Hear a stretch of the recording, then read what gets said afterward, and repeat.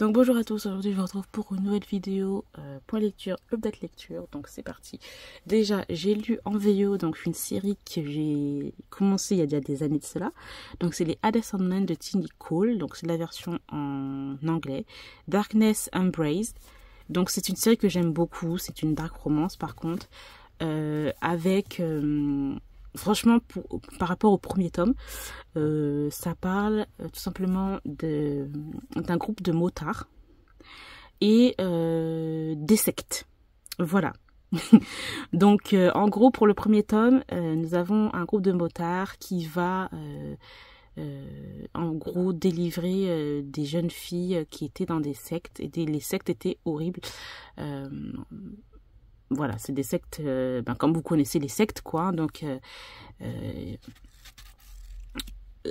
à travers la religion, voilà, il faisait passer des choses juste horribles pour les enfants, avoir plusieurs femmes, des orgies, blablabla, etc. Enfin, horrible, quoi, comme vous connaissez les sectes. Et donc, nous avons, comme je disais, ce groupe de motards qui, franchement, c'est complètement le jour et la nuit, quoi. Donc, voilà, en gros, pour cette histoire.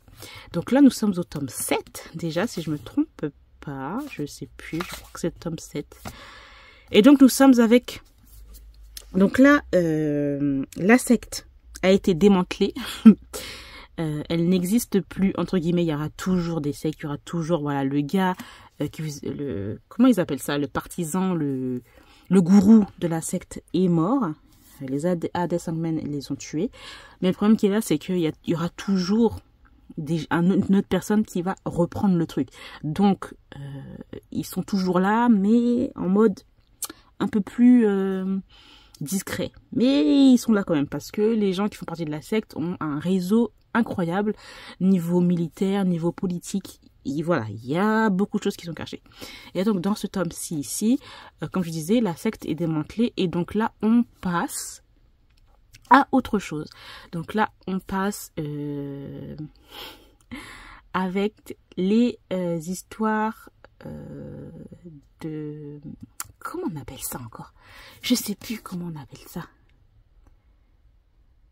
Voilà, on passe à les cartels. Voilà, les cartels mexicains, etc. Et, attention, le Ku Klux Klan. Voilà, voilà. Oui, oui, oui. Vraiment des grands trucs. Ouais. Et donc, nous avons un ancien gars qui faisait partie du Ku Klux Klan, qui était censé être, en plus, le prochain chef du Ku Klux Klan. Il s'est retrouvé, il est parti, il a compris, en fait, parce qu'à un moment donné, les gens, ils sont élevés là-dedans. Ils ont une sorte comment on dit ça, de lavage de cerveau, et lui il s'est disons réveillé, et il a voulu sortir de là parce qu'il s'est dit c'est horrible ce qui se fait, enfin c'est horrible, tout ce qu'ils font c'est horrible, c'est pas possible. Donc il s'est enfui et il s'est retrouvé dans les groupes de motards de Hades Sandman. Et nous avons l'histoire de... Comment elle s'appelle? Adelita. Adelita qui est la fille d'un gros cartel mexicain. Et donc, nous avons ces deux personnages-là, en fait, qui se sont déjà rencontrés il y a des années plus tard. Donc, en fait, dans ce livre, on a un côté passé, un côté présent. Ça alterne à chaque fois le passé et le présent. Puisque Adelita et Tanner se sont rencontrés il y a des années de cela. Quand Tanner était le futur chef, il était l'héritier du Ku Klux Klan. Et en fait, les deux chefs de cartel et du Ku Klux Klan se sont donné la main. Ils ont voulu être alliés pour, voilà, histoire d'argent, etc. Et donc, ces deux-là se sont rencontrés en même temps. Et donc, vous pouvez le deviner, Tanner est tombé amoureux de Adelita et Adelita est tombée amoureuse de lui. Donc, c'est elle aussi qui lui a ouvert les yeux, parce qu'au début, il se détestait. Parce qu'il s'est dit, ouais, je veux pas rester avec une Mexicaine. Enfin, vous voyez, les propos racistes, etc.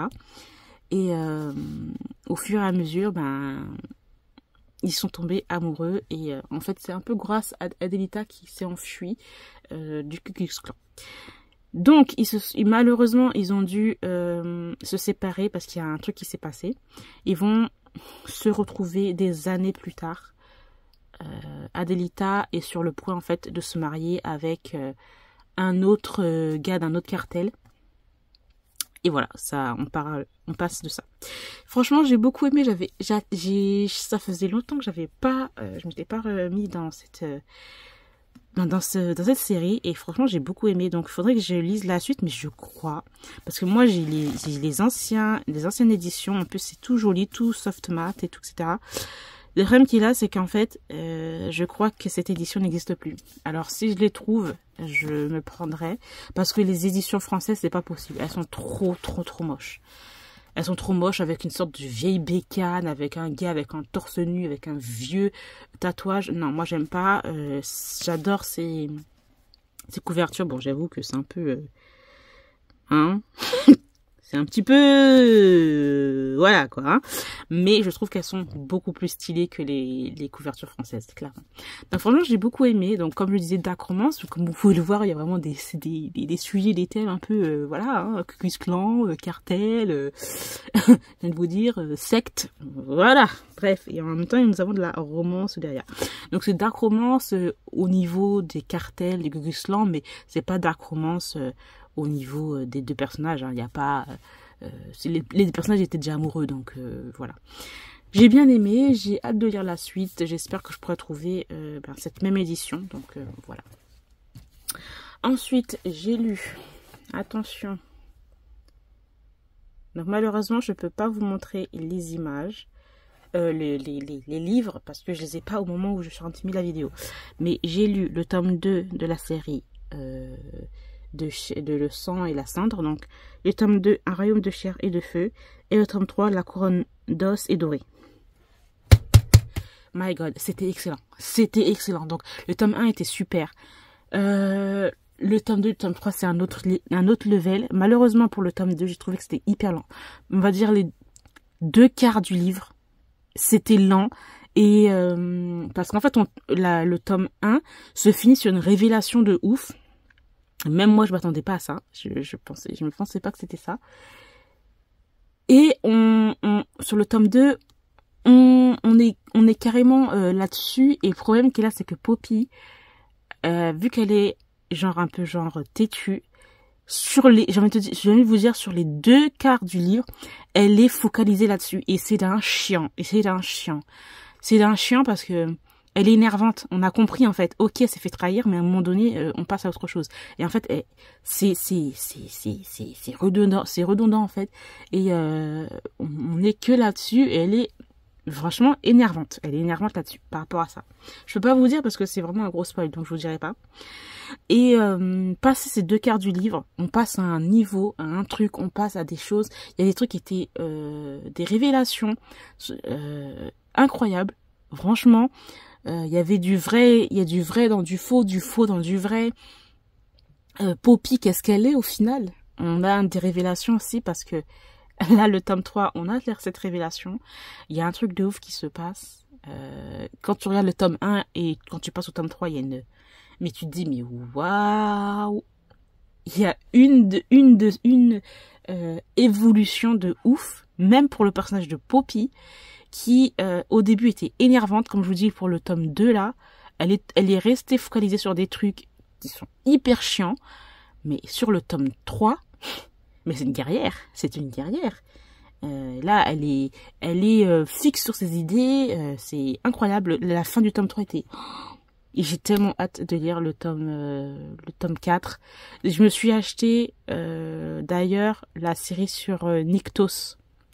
Bon, voilà, j'ai dit juste ça parce que j'ai pas trop envie de spoiler, mais vraiment j'ai adoré. Donc à ce qui paraît, le tome 4 est moins bien, les notes sont catastrophiques, mais bon, à un moment donné, c'est des livres avec plus de 500 pages. Le dernier tome là, il avait 700 pages, s'il vous plaît, c'était énorme. J'ai lu ça peut-être j'ai lu ça quand même en une semaine pour ce livre là. Mais franchement, c'est vrai qu'il y a des moments qui sont très longs, très longs. Des fois, l'auteur, elle passe un siècle à décrire un truc, elle passe un siècle sur je trouve, des trucs qui sont vraiment pas importants. Et ce qui est important, ça passe énorme, ça passe terriblement vite. Tu comprends pas ce qui se passe. Donc voilà, c'était vraiment trop bien. J'adore. Et les, comment dire ça? J'arrive pas à parler. Les couvertures, franchement, elles ont vraiment une grosse signification quand tu lis le livre, tu comprends. Tu comprends ce qui se passe. Tu comprends. Il y a beaucoup de significations dans les couvertures. Donc voilà, j'ai terminé pour mon point lecture. C'était assez c'était assez court, hein. Mais voilà, j'espère quand même que cette vidéo vous aura plu. Je vous remercie de l'avoir regardée et je vous retrouve très bientôt. Bye bye.